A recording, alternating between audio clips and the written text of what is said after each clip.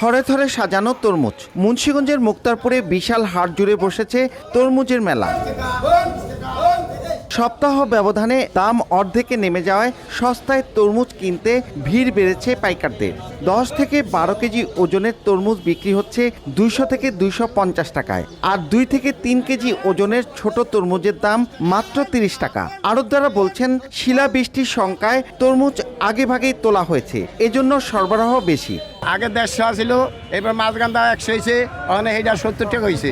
তবে দাম নিয়ে মিশ্র প্রতিক্রিয়া বিক্রেতাদের। পরিবহন খরচ বেশি সহ নানা কারণে লোকসান হচ্ছে বলে দাবি অধিকাংশের। যেই গাড়ি গেল বছর ভাড়া করছি 22,000 টাকায়, সেই গাড়ি বছর 50 আর 40 নিচ্ছে, আমরা মানাতে পারি না। নতুন সরকারের কাছে আমাদের জোর অনুরোধ থাকবে, এভাবে মেঘনা নদীতে ডাকাতি আর করা উচিত না। তবে নৌপথে চাঁদাবাজি থাকলে তা বন্ধ হবে বলে আশ্বাস পুলিশের। এই ধরনের ঘটনা যাতে না ঘটে সেই জন্য আমরা প্রয়োজনীয় ব্যবস্থা নেব।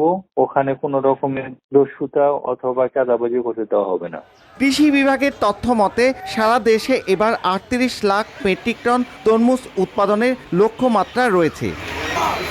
ধলেশ্বরী তীরের এই 9 আড়ত ঘিরে প্রতিদিন বিক্রি হচ্ছে প্রায় 1 লাখ তরমুজ।